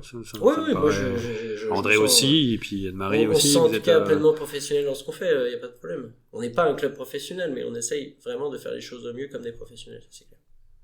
Ouais, moi j'aurais pu là-dessus, c'est parce que c'est l'image que tout le monde a, c'est qu'il y a que les clubs professionnels entre guillemets quand il y a des stars. Là, ça se professionnalise parce que je pense que le public est là, il demande ça. Vous l'avez répété plus d'une fois. On a des jeunes qui demandent avoir plus d'entraînement, plus de soccer. Énormément de parents samedi après samedi qui me disent waouh, je suis impressionné. Moi, c'était pas comme ça dans mon temps. Moi, le seul truc que je peux répondre à ça, c'est que je sais pas comment c'était. J'ai jamais connu dans le temps où c'était pas comme ça. Moi, je ne sais pas ne pas organiser. Donc, mais c'est correct, mais tu sais, moi je l'ai vécu, on en a parlé au début de l'autre podcast, où c'était beaucoup moins structuré là, au Québec, comment c'était quand moi j'étais jeune, là, ce que les parents disent, là, c'est 100% vrai, là, puis c'est vraiment beaucoup de coches au-dessus de ce qu'on avait, puis c'est beaucoup de coches au-dessus de ce que on avait il y a 5-6 ans quand je suis arrivé au club ici. Il y a une progression. Non mais je le prends puis avec plaisir, j'ai pas de problème avec ça. Mais je sais pas faire sans, je sais pas faire. C'est correct, mais le plus beau des cadeaux, le plus beau des signes, puis tu sais, on va se recadrer sur le sujet après là, mais moi ce qui me plaît le plus, c'est que les gens qu'on amène avec nous, ils restent puis ils reviennent. Que ce soit les joueurs, que ce soit les entraîneurs, que ce soit les bénévoles, les gens. Mais même plus globalement les employés. Les gens de Shawinigan, ce qui est bien avec Shawinigan, ce que j'aime chez Shawinigan, c'est que les gens sont vrais. Que ça soit dans la critique, qu'elle est positive ou négative. Ouais. Les gens sont vrais et les gens sont directs. Et nous, on travaille énormément alors pas à la critique, mais on va essayer. Tu vois, cette année, on monte des programmes pour essayer de répondre à des besoins qui ont été donnés l'année dernière. Il y a quoi? Les jeunes veulent plus de pratique. Ok, qu'est-ce qu'on va faire pour offrir plus de pratique aux jeunes? Les jeunes veulent moins de CDC, trouvent ça trop contraignant. Qu'est-ce qu'on va faire pour proposer ça, justement? Donc c'est ça qui est bien et qui est le fun dans cet environnement, c'est de pouvoir travailler à réaction. Parce que les gens nous le permettent. Parce que les gens nous donnent du feedback aussi. Alors que je dis, des fois c'est ultra positif. J'apprends de plus en plus, je le prends de plus en plus. J'ai longtemps, là maintenant j'arrive de mieux en mieux à me dire, ok, tu vois, les parents ils te le disent, bah vas-y, tu sais quoi, prends-le, là, c'est peut-être qu'on travaille bien. Aussi, c'est peut-être que ça va nous donner du boost encore pour aller encore plus loin et travailler encore d'autres. Mais des fois, c'est pas positif, hein. Puis des fois, ils te le disent aussi, puis ils ont raison. Ils ont raison. Dans leur réalité, dans leurs principes, ils ont raison. On travaille là-dessus, quoi. Donc d'année en année, je pense qu'on travaille toujours de plus en plus fort. Il y a des décisions qui sont prises, elles font pas plaisir à tout le monde, les décisions. Mais elles sont là pour la majorité. En tout cas, au mieux. Essaye. Bah, bref, tu sais bien. On va compter sur toi, Kevin, pour nous ramener. Là. On est rendu loin. Là. Ah, non, mais j'avais fait la petite parenthèse pour le côté professionnel parce que je sais Anne-Marie m'a fait part qu'elle avait quand même pas mal de questions de la part de parents. Tout le monde s'est rendu compte que le prix quand même de la moi j'appelle ça cotisation de l'inscription a monté d'année en année. C'est pour ça que je faisais le crochet parce que faut que les gens comprennent que oui ça a augmenté, mais il y a un service qui a augmenté en qualité. On a fait appel à des professionnels pour encadrer les jeunes parce qu'ils le demandaient, puis les parents aussi, tu le répètes, les parents le demandent, ils veulent une structure. Moi j'ai connu, comme ce que vous disiez il y a 5-6 ans, l'entraîneur il recevait juste un sac de ballon, puis il partait tout seul se choisir un terrain, puis il s'occupait d'un groupe de 10-15 jeunes tout seul. C'est fini ça, c'est fini. Les parents ne veulent plus ça, le public ne veut plus ça, donc les clubs ont se structure, on embauche, comme tu l'as expliqué que tu passais à temps plein, qu'il y a Anne-Marie aussi, qu'il y a André, les entraîneurs sont tous rémunérés, soit remboursés, soit rémunérés comme tu l'expliques, donc c'est normal que le prix, ça se ressente sur le prix. Donc c'est pour ça que j'appuie aussi là-dessus, parce que faut que les gens le comprennent. On fait pas juste de monter le tarif pour dire de s'en mettre plein les poches, parce qu'on ne s'en met pas plein les poches, loin de là. Non, puis il y a une inflation de la vie générale aussi. Ouais, mais c'est pas juste ça. Le qualitatif, il a quand même évolué ces dernières années aussi. Oui. Je pense que. Puis encore une fois, on l'a dans le retour, dans le feedback qu'on a. Puis de l'autre côté aussi, tu parlais on écoute les parents, on écoute la demande. Mais c'est un peu de là que vient les lundis fun aussi. Ouais, là, c'est qu'il y en a qui vont vouloir continuer à s'investir dans les CDC, puis il y en a d'autres qui se disent moi, un match par semaine, ça me plaît, je vais me défouler, je vois mes amis, puis je me fais des nouveaux amis. Puis c'est bien correct. Puis c'est parfait comme ça, mais tu sais, c'est la façon qu'on peut aussi s'adapter aux besoins de tout le monde, parce que c'est pas tout le monde qui a les mêmes besoins, mais il y en a qui veulent un CDC, 2 pratiques de 3 heures par semaine, puis un match, puis il en ferait 2-3 par semaine de plus. Il y en a, si on mettait des pratiques tous les jours, ils seraient là tous les jours. On les connaît. Mais oui, on les connaît. J'en ai de même aussi, de ce modèle-là. Mais c'est ça, mais tu sais, c'est l'idée aussi que pour s'assurer d'inclure le maximum de monde, mais c'est pour ça qu'on diversifie nos services aussi. L'inclusivité puis de l'équité aussi, un petit peu. Que tout le monde, c'est aussi ça le principe du CDC. Alors juste, on n'a pas énuméré tous les tarifs parce que sinon ce serait un peu pénible. Je conseille tout le monde d'aller voir sur la page Facebook, qui sont assez bien expliqués, et puis suivant chaque catégorie, chacun ira chercher. Et puis vous stressez pas sur les moyens de paiement, il y a possibilité de payer en 3 fois sans problème. Enfin, ça n'hésitez pas à contacter Anne-Marie, puis elle vous expliquera et elle s'arrangera. Oui, non, mais je veux pas non plus rentrer là-dedans parce que ça va être long, puis un peu plus pénible, pas pénible, mais moins sympa. Mais sachez que voilà, prenez contact avec Anne-Marie, puis il y a toujours les moyens de s'arranger pour payer, et ainsi de suite. Puis l'autre chose, peut-être, là, on le dira jamais assez souvent, là, pour ceux qui ont des difficultés, qui veulent vraiment inscrire leurs enfants, il y a la Fondation Canadian Tire qui est disponible, et l'avantage avec cette fondation-là, c'est que ils font directement la transaction avec nous. Là, le parent n'a pas rien au-delà du matériel, là, il n'y a rien à débourser du côté du parent. Fait que ça peut être très, très aidant pour ceux qui sont en difficulté et qui veulent permettre à leur enfant de faire le sport. Bonne nouvelle. Là, j'aimerais juste poser une autre question, parce que depuis le début, j'entends surtout parler de U8 à U12. Avant, puis après, il n'y a plus rien. Avant, on va commencer peut-être par avant, les plus petits. Avant les 4-7 ans. Donc avant, c'était les 4-8 ans, puis qu'on est passé à 4-7 ans. Pourquoi j'ai mis maintenant les U8 dans le CDC, donc ils seront cette année à Saint-Georges avec les plus grands. Pourquoi ? Parce que j'ai remarqué beaucoup de différences entre les 7 et les 8 ans. Et comme les 8 ont une compétition, je trouvais que physiquement, ça valait mieux de mettre les U7, laisser les U7 séparés des U8. Donc on est rendu sur des pôles de 4 à 7 ans. Donc les 4-5 ans qui sont les électrons, et les 6-7 ans qui sont les étincelles. Les électrons et les étincelles. Donc tout a évidemment un rapport avec... Fini l'ancienne appellation de Timbit. Oh non, je veux plus entendre Timbit, c'est correct. Ça va aussi, correct. Déjà, ils apparaissent sur les chandails, c'est très bien. On va les appeler les électrons et les étincelles, puis ça fait partie aussi de la mouvance. Le cégep qui est tenu par André, donc évidemment du club, c'est les électriques, nous on est l'énergie, on est dans le thème. fait du c'est c'est ça. Par exemple, c'est électron, étincelle, puis après ça, c'est les atomes. On n'a pas d'atomes, nous. Les 8, on les appelle les 8, mais il faudrait peut-être qu'on leur trouve un nom d'ailleurs dans ce style-là. Ouais. Ouais, je pense qu'on avait discuté des atomes. On avait discuté d'atomes. Ça ferait du sens. Ça ferait du sens. Donc tout a un lien sur le côté énergétique. Donc les 4-7 ans, on a toujours notre pôle à Bellevue. Saint-Charles-Garnier, donc qui est notre pôle historique. Il y a 2 ans, on a commencé notre pôle à Chaoui Sud, au parc Réal Perron. Qui a été comblé à la vitesse de la lumière l'an dernier. Et qui nous prouve encore aujourd'hui que c'était un très très bon move d'ouvrir un deuxième pôle. Puis là, c'est la nouveauté 2024, c'est Saint-Tite. Donc ça c'était vraiment mon projet qui me tenait à cœur aussi. Le secteur Mekinac, parce qu'on dit Saint-Tite, mais en vrai c'est Saint-Tite, mais on parle d'Hérouville, on parle des jeunes jusqu'à Sainte-Thècle, on parle de 14 communes de la région Mekinac. Donc c'est pas juste Saint-Tite, mais évidemment nous on centralise ça à Saint-Tite. Donc c'est le 3e pôle qui s'en vient 4-7 ans à Saint-Tite, c'est la nouveauté cette année. Est-ce que ça va être gros comme Bellevue ? On pense pas, parce que Bellevue a plusieurs années d'expérience. Bellevue c'est un gros pôle qui marche depuis des années. Mais c'est la nouveauté, donc on va voir. C'est à nous de le vendre, c'est à nous de l'encourager. C'est sûr qu'on aura régulièrement de la présence de l'équipe technique, parce que c'est important pour nous, non seulement d'arriver à Saint-Tite, mais d'arriver aussi avec une manière de faire, un savoir-faire. Rien ne sera différent de Saint-Tite, de ce qu'on fait déjà à Chaoui Sud et de Bellevue, évidemment. C'est même le même responsable des électrons et des étincelles, qui sera j'en perds qui sera là aussi à Saint-Tite. Donc très très heureux, très satisfait d'ouvrir un pôle à Saint-Tite. Pour l'instant, c'est un 4-7 ans. L'avenir nous dira peut-être que les 4-7 ans vont grandir. Donc l'avenir nous demandera peut-être de faire des choix du côté de Saint-Tite, et puis ça sera un très beau problème. Pour l'instant, on a centralisé ça du côté de Saint-Georges.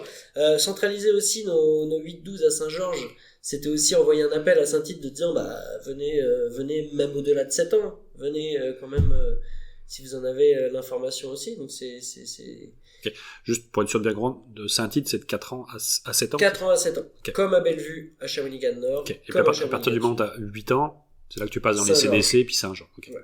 Bon, bien comme ça. Et 4-7 ans, c'est quoi ? Je reprends ma question, ça mange quoi la semaine ?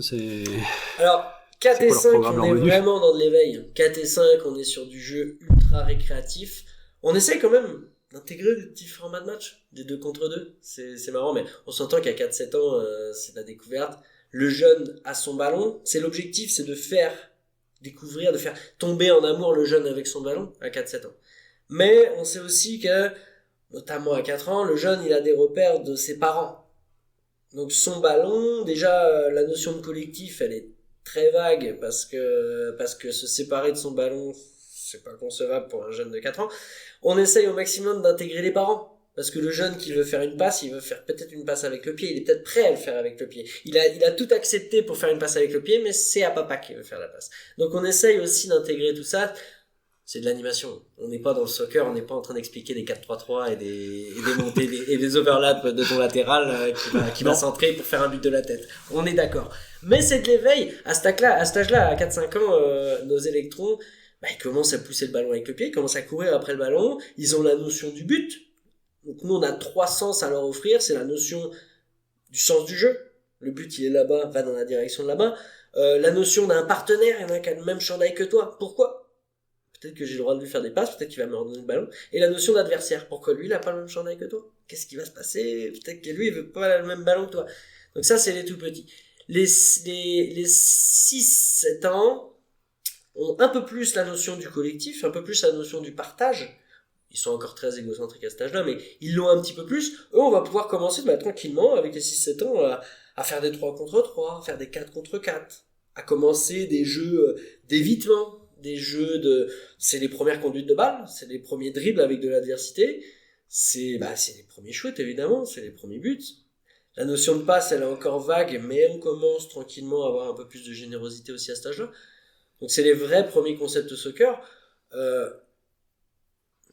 J'en profite pour passer le message, parce que les gens ne s'en rendent pas forcément compte, mais c'est des années les plus merveilleuses à coacher.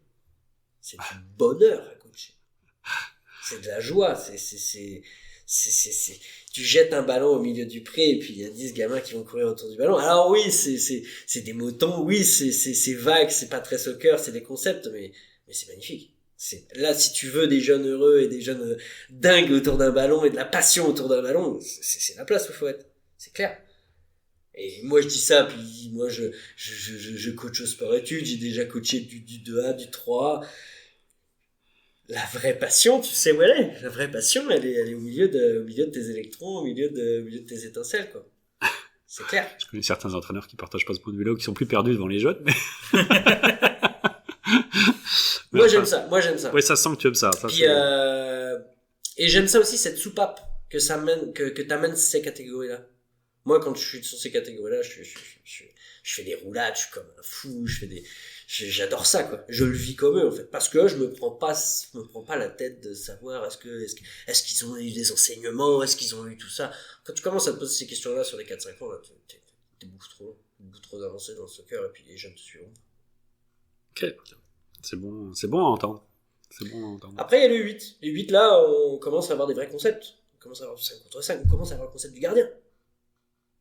Mais là, on est 8, là, tu bascules dans le CDC. Et c'est pour ça que j'ai voulu, cette année, j'ai séparé les 8 des U7. Okay. C'est pour garder l'innocence des U6-7 avec leur soccer qui est encore des fois sur des petits buts, parce que les U6-7, les étincelles, c'est parfois du 4 contre 4 avec des pop-up. C'est pas forcément des situations avec des vrais buts, avec des vrais... c'est pas organisé encore. Puis c'est organisé de la manière qu'on veut l'organiser. Donc c'est ça qui est le fun dans l'opposition. C'est que tu peux vite passer du 3 contre 3 à un 4 contre 4. Tu peux prendre 2 petits buts et puis prendre un grand but. Tu peux faire juste du stop ball. Ils comprennent déjà ces concepts-là. Donc c'est le fun. Ok, ça c'est pour tout ce qui est avant, qu'on dit des CDC. Ouais. Donc, mais une fois qu'ils ont fait le CDC U12, ils viennent à U13, il n'y a plus rien? Ou qu'est-ce qui se passe à Énergie pour ce groupe-là? Justement, ces 2 dernières générations, on a eu, puis même là encore, nos inscriptions U11, U12 sont merveilleuses, nos inscriptions U13 vont très très bien, parce que c'est des retours de CDC, Mais là, c'est plus des CDC? Alors, c'est plus des CDC arrivant en U13, puis la nouveauté qu'on a cette année, c'est qu'on offre le niveau, anciennement qu'on appelait 2A, maintenant on l'appelle LDIR, le Ligue de Développement Interrégional. Donc on va l'offrir à partir de U14 pour les U13-14. Et sinon, c'est du niveau régional. Je vais juste arrêter 2 secondes pour qu'on se retrouve, parce que là, tu parles U13, U14. Parce que les CDC, on coupe par les âges. Il y a un CDC U9, il y a un CDC U10, il y a un CDC U11, c'est U12. U12. Mais je veux dire, j'ai un enfant de U12, il va être juste avec des U12, il va pas être... Ok. Mais là, tu viens de parler de, après, U13, U14. U13-14, ils découvrent le soccer à 11. Okay. Ils découvrent le foot à 11, le grand terrain, le grand terrain officiel. Donc le foot à 11, donc les effectifs de 16-17 joueurs. Et eux, ils vont se retrouver en catégorie de 13-14 ans ensemble. Donc ils vont jouer en 13-14 ans ensemble. On a généralement 2 équipes dans ces catégories-là. Dans ces générations-là, on a 2 équipes chez les garçons. Chez les filles, on va avoir une équipe au niveau régional. Et chez les garçons, on va avoir 2 équipes. Une au niveau régional et une au niveau interrégional. Mais là, c'est plus du tout des CDC? Non. C'est plus... Là, c'est plus des CDC. C'est moi qui vais prendre la génération U14 cette année. Les 2 équipes pratiquent ensemble. Ok, donc elles sont quand même ensemble, je veux dire, les deux équipes sont... Les 2 équipes pratiquent ensemble, sauf l'équipe 2A a une pratique de plus. Elle a une pratique de plus, mais elle s'entraîne quand même avec les autres qui sont pas 2A. Sur sa première pratique. Sur sa première pratique, ils sont tous ensemble. Donc okay. C'est quoi l'opportunité? C'est que dans les U13-14, il y en a qui jouent pas 2A, mais qui ont 13 ans, qui sont quand même de très bons joueurs et qui vont jouer probablement quand ils seront U14 l'année d'après. Donc l'objectif, c'est quand même que tout le monde s'entraîne ensemble. On est quand même très proche du CDC. On est sur le même état d'esprit. Ce que j'entends, c'est à peu près On est sur le même esprit. L'objectif, c'est que tout le monde pratique ensemble, qu'on soit club, que tu sois dans le 2A ou dans le A, peu importe. Encore une fois, t'as le même logo, t'as le même chandail, t'as le même coach. C'est juste dans les matchs que c'est différent. Donc l'objectif, il est là. Est-ce que c'est un CDC? Non. Mais en tout cas, ça y ressemble quand même, parce que l'idée que toutes les équipes soient mêlées ensemble, ça fait de l'intérêt quand même. Ok. Donc ça, c'est U13, U14. On grandit encore. C'est quoi? U15-16. 15-16. Il y a des équipes aussi, on a du équipe 2A. Régionale aussi, on a des équipes, nous, quoi qu'il arrive. Du 2A, on est un peu trop avancé pour en parler. On n'est pas assez avancé, je veux dire, pour en parler. On ne sait pas encore. On a des projets qui se montent, peut-être collectifs. Alors, ça, c'est quelque chose qui va se réfléchir. Parce que pas assez avancé. U13, U14, tu sais déjà que tu vas avoir une équipe 2A. Ouais. Tu as déjà fait des sélections? Les sélections sont... inscrivez-vous pour ceux qui ne sont pas encore inscrits. Les 23 et 29 Parce que là, on parle vite, mais faut comprendre, oui, quand tu fais du 2A, il y a une sélection. Ah oui. Ça, faut le comprendre, c'est obligatoire. Si on fait du LOF, faut sélectionner les jeunes. Il y a un processus de sélection. Parce que là, quand on dit 2A, t'es vraiment dans du compétitif. Je pense que ceux qui sont pas en 2A, c'est pas que c'est pas compétitif, mais c'est quand même un petit peu moins de pression. Tu vas en demander plus au 2A. Une deuxième pratique obligatoire par semaine, par exemple. Ne serait-ce que dans l'investissement personnel. Je vais pousser la question plus loin. Est-ce qu'il y a déjà, à cet âge-là, en 2A, une demande de résultats dans les matchs, ou on n'est pas dans cette logique-là? On n'est pas dans cette logique-là. Est-ce qu'il y a des résultats? Oui, il y a du résultat. Est-ce que moi, en tant qu'entraîneur, je demande du résultat? Surtout pas la première année. On est plus dans un cheminement que dans une obligation de résultat. Très terre à terre. Tu sais, dans toutes les autres équipes, on essaie de faire attention que tous les jeunes jouent le maximum de temps, puis de façon égale. Est-ce qu'en 2A, il y en a qui joueront moins dans un match que d'autres? A priori, non, parce qu'ils ont quand même été sélectionnés. Maintenant, je ne ferai pas un groupe de 21 joueurs de 1. C'est bon à savoir, c'est un groupe. C'est des groupes de 16. Okay. S'il y en a un qui peut pas être là et qu'il y a des très bons joueurs dans le A, je me priverai pas pour prendre des joueurs de A pour accompagner dans le 2A s'ils le méritent, s'ils ont les capacités et s'ils en ont le potentiel. Mais est-ce que il va y avoir des joueurs qui vont moins jouer que d'autres? Si c'est le cas parce que leur niveau est très juste, alors dans ce cas-là, ils vont récupérer du temps de jeu dans le A. À 13 ans, 14 ans, l'objectif c'est de jouer quand même. Que tu joues dans le A ou dans le 2A, il faut que tu joues. Si tu veux te développer, il faut que tu joues. Il n'y a pas de problème pour switcher d'une équipe à l'autre? Il n'y a pas de problème. Non, ça se fait très bien. Ok. Donc ça, dès lors qu'on est dans le même club. Ok. U13, U14, AA, sélection. Donc on dit... Double A et A, donc 2 équipes. Ok. Du côté féminin, on aura probablement une équipe. Du côté régional. Toujours en U13, U14? Voilà. Ok. U15, U16, garçons, une équipe régionale. Peut-être une équipe de A, c'est un projet qu'on regarde encore en ce moment. On va regarder ça encore, on n'est pas assez avancé là-dessus sur le dossier. Chez les filles, U15, U16, probablement une équipe fille aussi. Donc les inscriptions sont en cours, régionale. U17, U18, garçons, on aura une équipe de A aussi. Okay. Donc c'est un mix de l'équipe U18 l'année dernière qui avait très bien fait, puis l'équipe U16 aussi qui avait bien fait. Donc là, les deux générations se rencontrent en U18 cette année. Donc on est content. C'est aussi une première. Donc c'est une première pour 2 équipes au club cet été. Les U14 et les U18. C'est pas une première, c'est un retour. Ça fait des années qu'on n'a pas vu. Et chez les filles, malheureusement, c'est compliqué d'avoir le réseau U17 et U18. La question que je veux aussi avoir, tu vas me voir venir. Là, quand on fait des équipes de A, c'est pas un one-shot. T'espères que ça se reproduise la deuxième année. C'est pas juste parce que t'as une bonne génération. Le but de rouvrir des équipes de A, c'est que ça devient pérenne. Ouais, c'est déjà de donner un exemple. À des équipes, par exemple, parce que il y a des équipes ces 3 dernières années qui auraient pu jouer de A au club, qui en avaient le niveau. Mais il n'y avait pas le degré d'investissement où on pensait que c'était pas possible. On pensait que ça arrivait qu'aux autres clubs. Non, c'est pas vrai. On l'a dit tout à l'heure, on travaille fort depuis des années, on monte en place des programmes, on monte du développement chez des U8-12. Faut que c'est une finalité. Moi, je veux que avoir une équipe U13 ou une équipe U14 au CS Énergie, ça devienne une logique, une habitude d'année après année. Je veux que certaines années qu'on n'en ait pas, c'est là que ça devienne une anomalie. Okay. Parce que le CS Énergie a la vocation, au moins au U13-14, et puis je le pense aussi profondément en 15-16, d'aligner régulièrement des équipes de A, parce que c'est un club formateur, parce que c'est un gros club, mine de rien, qui est de plus en plus gros. Et puis je dis ça, mais il y a le projet des électriques au cégep aussi, qui est mené par André, donc forcément, ça nous amène une vibe des 16, 17, 18 ans, 19 ans, pourquoi pas. Ces jeunes-là, là, qu'on pousse aussi à 13-14 ans dans le 2A, on veut les suivre, on veut les accompagner. Moi, s'ils peuvent faire toute leur jeunesse dans le 2A au CS Énergie, je serais comblé pour eux. L'autre question que j'ai, c'est le 2A. Quand on dit le 2A, ça joue jusqu'où? Ça joue juste en Mauricie ou ça va plus loin? Ça va plus loin, ouais. Mauricie, c'est le niveau A, c'est le niveau régional. Donc là, on est au niveau interrégional. On parle de Laval, Laurentide, Lanaudière, Mauricie. Donc tu peux quand même aller jusqu'à Blainville, tu peux aller jusqu'à Saint-Jérôme, tu peux aller quand même assez loin. Et puis des fois, tu peux te faire surprendre aussi, parce que des fois, au milieu de tout ça, tu sais pas pourquoi, il y a l'Abitibi. Donc l'année dernière, avec mon équipe de U13 féminine, moi, je me suis retrouvé en Abitibi, à Rouen et à Val-d'Or, en plein milieu du mois de septembre. C'était pas vraiment prévu, mais c'était incroyablement le fun. Ça a été une super expérience. Les matchs sont en soirée? Sont en semaine, je veux dire? Les matchs sont en week-end, en général. Ok. Ça fait, avec des gros déplacements comme ça, c'est un point important à savoir. Ouais, les matchs sont en week-end. Il y en a qui sont quand même en semaine aussi. Ça peut arriver qu'il y en ait qui sont en semaine. Dans le 2A. Rouen, généralement, tu n'auras pas de match. Non, je m'en doute, oui. Mais ça fait des beaux déplacements. C'est aussi ça, le 2A. C'est l'expérience des premiers déplacements, des premiers covoiturages. On va jouer de l'autre côté de Montréal là-bas. Là, on va jouer à Blainville. Là, on rencontre des gros clubs. On rencontre, c'est ça aussi l'expérience. Nous, on est encore jeunes là-dedans. C'est le fun de découvrir ça.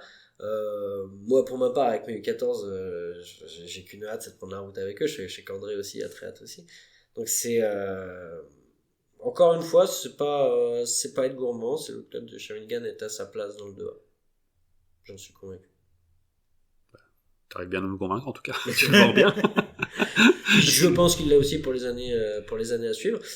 Il faut que nous en interne on se structure pour être capable de suivre tout ça. Oui. Être capable, c'est ça, d'avoir des cohortes, des générations de joueurs, c'est bien, c'est génial, c'est ce qu'on veut. Avoir aussi des cohortes et des générations d'entraîneurs pour suivre tout ça, ça fait partie aussi du processus. Et puis ça va bien parce que la masse fait que, et puis qu'on travaille bien aussi avec les gars, mais il y a les filles aussi, et ça c'est mon autre sujet, mon autre point à travailler aussi. Il faut ramener des équipes féminines de A aussi à Synergie, c'est sa place aussi. Oui. Mais voilà, pour l'instant, c'est parce qu'il n'y a pas le bassin ou C'est vrai qu'on est moins avancé au niveau de la quantité, effectivement. Okay. Au niveau de la qualité, est-ce qu'on peut faire mieux ? Probablement, et on s'y attelle dès cet été. Parce que on a des efforts aussi à faire au niveau de l'encadrement de nos filles, mais quand on mettra quand on va le mettre parce que c'est une envie, c'est une conviction, quand on mettra les mêmes attentions et puis que le bassin il sera un peu plus avancé, un peu plus élevé, on aura ce qualitatif là chez les filles. Aucun problème avec ça. Dernier groupe. Alors, j'aurai d'autres questions après, mais on va essayer de aller dans l'ordre. Une fois après U18, les vieux comme nous, les seniors, il y a quelque chose ou pas ? Les seniors. Les vieux comme nous. C'est toujours compliqué. Je vais me classer comme vieux, moi je vais pas dire le contraire, de toute façon. C'est toujours compliqué les seniors parce que c'est un milieu qui est très organisé avec des gens qui ne veulent pas s'organiser. Les seniors ne veulent pas s'organiser, donc là aussi, là-dessus, il y a des plans, il y a des projets. Je pense à du récréatif. Je pense à moins mettre de contraintes. Tu dis des projets parce que pour l'instant c'est pas encore assez avancé pour que tu puisses en parler plus précisément ou... Ouais, c'est quand même avancé, il y a quand même des idées, mais il faut mettre ça il faut avancer un peu plus là-dessus. C'est pas compliqué à mettre en place. Parce que entre les branches, j'avais entendu qu'il y avait peut-être du récréatif qui était en train de se présenter. Ça, on essaye de mettre en place un récréatif en soccer à 7. Un petit peu l'idée des Lundi Fun. Dans le même esprit, mais pour les adultes. Même esprit, mais pour les adultes. Gardien qui veut, on fait une équipe avec les jaunes, là vous serez les oranges, vous serez les bleus, on sépare des dossards et puis on fait des équipes. Ça, tu sens qu'il y a une demande pour ça ? Oui, je le sais qu'il y a une demande parce que le jour où ça sera mis en place, il y a plein de monde qui vont arriver. Mais encore une fois, c'est les seniors, c'est-à-dire que si tu vas pas vers eux, leur tirer les idées, les informations, si c'est pas mis en place, ça les intéresse pas. Si c'est là, ouais, je vais y aller. Donc, il faut aller à la pêche, constamment. Mais ça, c'est les seniors qui sont comme ça. C'est correct, hein, attention, c'est correct, c'est autre chose que les jeunes, c'est un autre public, c'est pas l'autre point, c'est ça, c'est de savoir les organiser dans un milieu qui est très désorganisé, parce que plus tu l'organises, moins c'est attirant. Me demande pas pourquoi. Il y a toujours du soccer à 11, il y a des équipes aussi à 11, mais pas une énorme réussite, en tout cas pour le CSC Énergie c'est pas toujours une réussite. L'année dernière il a fallu qu'on demande quasiment à des U18 de venir nous aider, donc c'est compliqué. Moi je suis convaincu qu'on doit intégrer des seniors et des adultes dans le club du CSC Énergie, surtout avec la popularité de la Coupe du Monde, mais il y a aussi beaucoup de nouveaux arrivants au club. On le remarque dans nos inscriptions chez les jeunes, mais tous ces jeunes-là, ils ont des adultes qui sont dans nos âges, qui sont d'une vraie culture soccer. Mais d'une vraie culture soccer, qui sont des passionnés. Il faut intégrer ces gens-là. C'est compliqué. On travaille dessus, on veut mettre en place des choses, mais c'est pas toujours facile. Donc ce que je comprends dans ce que tu expliques, c'est que tu espères faire du senior récréatif, et puis je crois, dans tes propos, c'est ce que je crois deviner, tu veux aussi quand même faire du compétitif, même au senior, tu aimerais bien y arriver. C'est quoi qu'on appelle le compétitif ? Du A, ouais, une équipe un peu... Parce que le récréatif, comme tu l'expliquais, on se distribue des chandails puis on s'amuse le lundi, mais t'aimerais auto avoir une équipe senior qui jouerait contre les autres équipes de la Mauricie ou plus J'en loin. fais pas de priorité. Moi, de ce que j'ai vu de ce réseau-là, de toute façon, de la Mauricie, ça ressemble à du récréatif quoi qu'il arrive. Ou c'est du récréatif parce qu'on se prend pas assez au sérieux, ou c'est de l'ultra compétitif d'équipes qui ont pas à faire à ce niveau-là. Donc, est-ce que je mets une priorité pour avoir absolument une équipe de soccer à 11 dans la Mauricie? Je parle, c'est pas forcément une priorité, mais c'était un souhait, c'est peut-être ça que j'avais compris, mais j'ai peut-être pas bien compris. Le souhait va venir de la demande. Ok. S'il y en a qui veulent le faire et puis qui sont sérieux, investis, puis qui... Moi, ce que j'ai toujours comme danger, c'est que j'oublie jamais, c'est que ces équipes-là, elles portent quand même mon logo et notre logo et le logo que portent les jeunes aussi. Donc, quoi qu'il arrive, quand tu revêts ce maillot-là, tu deviens un exemple pour les jeunes. Donc, si des équipes sont moyennement sérieuses ou quoi que ce soit, tu ne deviens pas un exemple. Qui t'a donné une mauvaise image, autant faire juste faire du récréatif. Ok, je comprends. Tu as compris? Ouais. Mais si on regarde aussi un peu Mais la stratégie dans notre offre de service qu'on a, elle transparaît quand même que on a fait le choix de construire par les plus jeunes. alors c'est un autre point, c'est que là Donc, on amène la des pyramide, générations c'est ça. U17, U18 en 2A. Il va falloir si les l'année autres, la demande prochaine- va venir d'eux, là. Si l'année prochaine tu me dis on voudrait une équipe senior avec tous nos jeunes U18 qui ont joué 2A, puis peut-être même ils voudraient jouer 2A, moi je dirais non seulement j'encouragerais le projet, mais je dirais à André, je crois bien que tes gars ils veulent pousser encore plus loin, puis je crois bien qu'ils seraient le premier heureux, et que ça ferait un véritable lien, un véritable palier avec le cégep. On y serait gagnant sur tous les bords. Mais là, on est dans un vrai projet senior et avec un point de départ. Tandis que là, ce que je vois pas dans notre projet senior actuel, c'est de point de départ, en fait. Mais en fait, l'idée, c'est plus que c'est peut-être pas la priorité présentement, parce qu'on a choisi entre autres de construire par le bas, on a un pôle qui s'ajoute à Saint-Tite, mais dans 3 ans, dans 5 ans... L'histoire, elle fera du sens à ce moment-là. C'est pour ça que il y a des lacunes au niveau régional aussi. Il n'y a pas juste nous, de notre côté, au niveau senior, que c'est difficile. Fait que il y a peut-être une culture à aller adopter qui va se créer, qui va se générer avec le temps, mais j'ai l'impression qu'on a besoin d'un petit peu plus de temps pour réussir à faire des bases solides au niveau senior. Là. C'est beaucoup d'énergie à mettre aussi. Oui. Moi, j'ai un profil aussi beaucoup plus de formateur, donc j'ai toujours décidé de mettre mon énergie un peu plus sur les jeunes. Et ça paye. Est-ce que j'aurais mis toute mon énergie sur les seniors, ça aurait pu payer aussi, hein, ça aurait été une autre manière de faire. Moi, je suis plus un formateur. Et ça se trouve, demain, quelqu'un de très ambitieux arriverait avec un projet senior, peut-être que ça marcherait aussi. Mais on est tous différents, on a des orientations qui sont différentes. Je pense que la vocation actuelle en ce moment, en tout cas sur laquelle on travaille pour plusieurs années, c'est d'être un club formateur. Maintenant, on va pas être des années formateurs, il faut que ça aboutisse à quelque chose, et puis je suis d'accord que peut-être dans 1 an ou 2 ou 3, ce qu'on a travaillé avec nos jeunes ferait du sens pour un vrai projet senior, et encore une fois dans l'objectif d'amener toujours de la pérennité sur des générations et des générations et des générations qui se suivent. C'est ce qu'on voudrait. Mais à l'heure actuelle, comme je disais, c'est pas une priorité. Ok. On a fait un bon tour des offres qui sont proposées. Moi, je vais avoir juste une autre petite question. Je viens de me noter. Tous les AA, ils vont partir loin, ensuite. Mais ceux qui sont en CDC, parce que d'ailleurs en CDC, il n'y a pas de AA, si je dis pas de bêtises. Non, en dessous de 12 ans. En dessous de 12 ans, ça n'existe pas du tout. C'est quoi ce qu'on offre pour les jeunes pour sortir de la Mauricie et découvrir comment ça se passe à l'extérieur? Parce que je sais que Shawinigan, des fois, on a du mal à sortir. On va se montrer...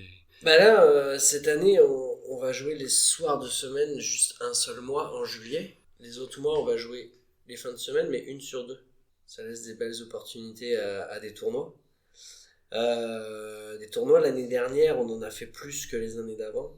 Encore une fois, on est toujours à réaction, on est à la demande aussi. On en a fait plus et c'était volontaire. Les tournois, pour moi, c'est important.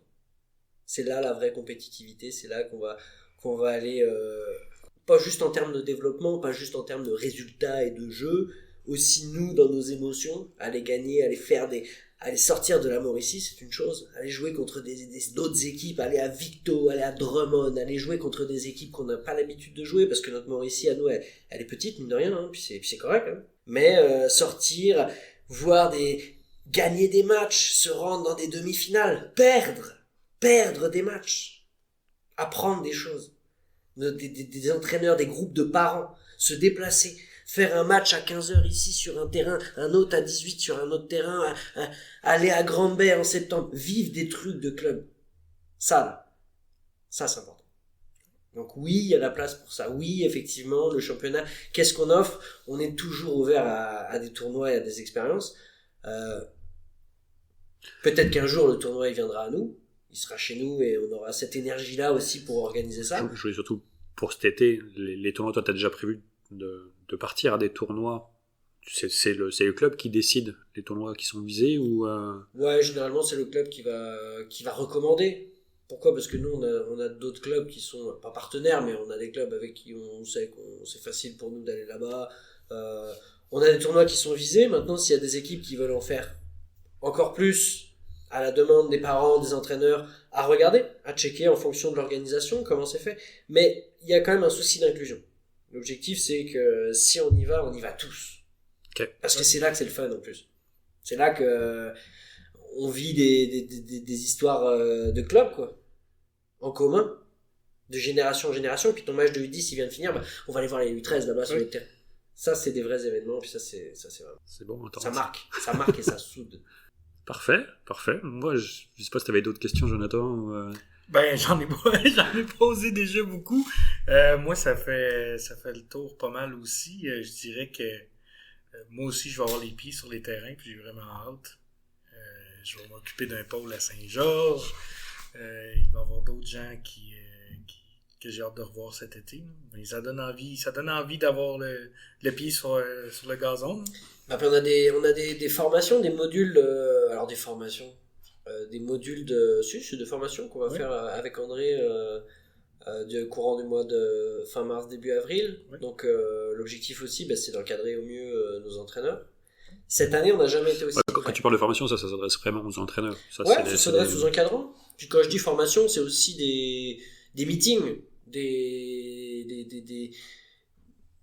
réunions. Des réunions, puis des réunions collégiales aussi. Ressentir le pouls, comment nous on veut faire à Chaoui, c'est quoi notre environnement. Donc il y a tout cet encadrement-là aussi, c'est important pour nous, avec André. Mais je crois qu'on n'a jamais été aussi prêts. Je me rappelle pas d'avoir été en mars, tu vois, tout à l'heure, là j'étais déjà en train de checker mes équipes et comment... On n'a jamais été aussi prêts, on n'a jamais eu autant hâte aussi, je crois. On n'a jamais eu aussi beau aussi en mars, donc forcément je pense que ça doit y jouer. Nos machines à l'intérieur de nos têtes sont motivées par le fait qu'il n'y ait plus de neige aussi, donc ça y joue évidemment. Mais on est prêt. Ouais, je crois que j'ai jamais été aussi prêt de la vie. Je trouve que c'est ce que ça se ressent en tout cas. Qu'on est prêt puis qu'on offre un paquet de services cette année. Ouais, puis moi je vois des sacrées différences. On a un cœur de les donner cette année. Pas qu'on a à se faire pardonner ou quoi que ce soit, mais on a à cœur d'avancer encore, aller droit devant. Et puis bonjour la région Mekinac aussi, ça va être important, ça va être un vrai tournant cet été, la région Mekinac. Donner beaucoup de présence là-bas, beaucoup de passion aussi là-bas. Parfait.